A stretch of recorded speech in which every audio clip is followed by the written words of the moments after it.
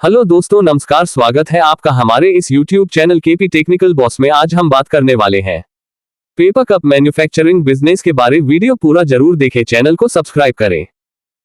Paper cup manufacturing business कैसे शुरू करें। IMARC ग्रुप की एक रिपोर्ट के अनुसार वर्ष 2021 में देश भर में 213 करोड़ पेपर कप बिके थे और 2027 तक यह आंकड़ा 252 करोड़ को छू लेगा। पेपर कप मैन्युफैक्चरिंग बिजनेस शुरू करने के लिए यह बहुत उचित समय है, क्योंकि प्लास्टिक कप पर बैन के चलते पेपर कप यानी कि डिस्पोजल ग्लास के उद्योग में तेजी की संभावनाएं बहुत बढ़ गई हैं। पेपर कप बनाने का बिजनेस कैसे शुरू करें।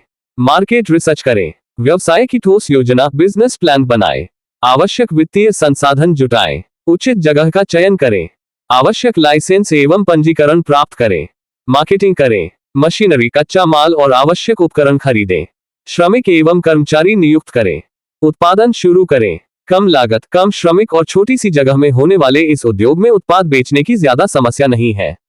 निरंतर बढ़ रही मांग के चलते इस उद्योग में मोटा मुनाफा कमाने की अपार संभावनाएं हैं। बावजूद इसके कि ऐसे कई उद्योग पहले से ही काफी जगहों पर स्थापित किए गए हैं। शुरुआती समय में चाय कॉफी की दुकानों में इस्तेमाल होने वाले ये कप अब होटल, सुपरमार्केट, शैक्षिकी संस्थान, कंपनियों के भोजन कैंटीन, पार्टियां, पिकनिक, शादियों में भी बहुत लोकप्रिय हो चले हैं। डिस्पोजल ग्लास क्या है और वे किन साइजों में बनते हैं। डिस्पोजल कप उपयोग करके फेंकने योग्य ऐसा कप है जो एक विशेष प्रकार के कागज से बना होता है। ये ठंडे एवं गर्म दोनों ही प्रकार के पेयों के लिए इस्तेमाल होते हैं। पेपर कप विभिन्न साइजों में बनाए जाते हैं। हर देश में डिस्पोजल ग्लास की कुछ साइजें होती हैं जो ज्यादा चलती है।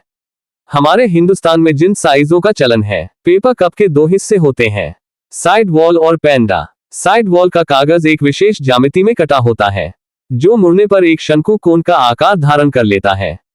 इस आकार के कागज के टुकड़ों को पेपर कप इंडस्ट्री में ब्लैंक कहा जाता है। प्रायः इसके एक साइड पर सिंगल कलर या मल्टी कलर प्रिंटिंग होती है। साइड वॉल वाली ब्लैंक बनी बनाई मिलती है, पेपर कप मशीन से यह नहीं बनती। बॉटम एक शकल की शक्ल में होता है।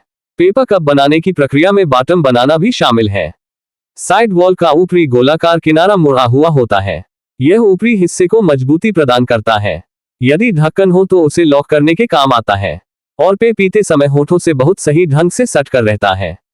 रिम बनाने की प्रक्रिया कलिंग कहलाती है। साइड वॉल का निचला गोलाकार किनारा पेंडे बॉटम के साथ गर्मी, हीट और दबाव प्रेशर का इस्तेमाल करके पहले जोड़ा जाता है और बाद में नर्लिंग प्रक्रिया में सील भी किया जाता है। पेपर कप बनाने में किस प्रकार का कागज इस्तेमाल होता है। पूर्ण विराम। पेपर कप उद्योग शुरू करने का पहला चरण होगा मार्केट रिसर्च। मार्केट रिसर्च में इन प्रश्नों के उत्तर ढूंढने होंगे।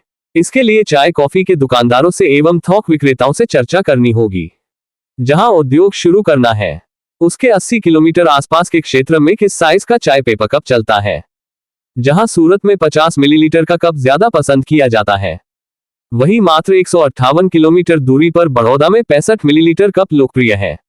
हर इलाके में एक साइज होती है जो ज्यादा पसंद की जाती है। यह इसलिए भी महत्वपूर्ण है क्योंकि चाय कप मशीन के साथ आने वाली डाई कप के साइज के अनुसार बनी होती है। उस क्षेत्र में और कितने पेपर कप निर्माता, पेपर टी कप मैन्युफैक्चरर्स है। जाहिर है कि जिस क्षेत्र में ज्यादा पेपर कप उद्योग होंगे वहां प्रतिस्पर्धा भी ज्यादा होगी। गूगल में paper cup factory near me लिखकर सर्च करने पर आपके क्षेत्र के पेपर प्लेट, पेपर ग्लास या पेपर कप के निर्माताओं की जानकारी प्राप्त हो जाएगी। उस साइज के कप के खुदरा एवं थोक रेट क्या है।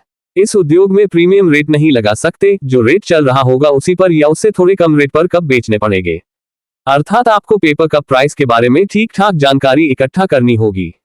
उस क्षेत्र में पेपर कप की मांग कितनी है, थोड़ा मुआयना करने पर मोटामोटी आइडिया लगाना मुश्किल नहीं होगा। ये जानना इसलिए जरूरी है क्योंकि डिस्पोजल बनाने की पूर्ण स्वचालित fully automatic high speed machine एक दिन में 12 घंटों की 2 शिफ्ट में 1 लाख से अधिक कप बनाती है। प्रतिदिन डिमांड कम से कम इतनी तो होनी ही चाहिए, तभी मशीन की 100% कैपेसिटी इस्तेमाल हो पाएगी। कच्चा माल, फूड ग्रेड पे कोटेड पेपर के आपूर्तिकर्ता, सप्लायर्स वहां से कितनी दूरी पर है। कच्चा माल लंबी दूरी से लाने के कारण ढुलाई खर्च में बढ़ोतरी होगी।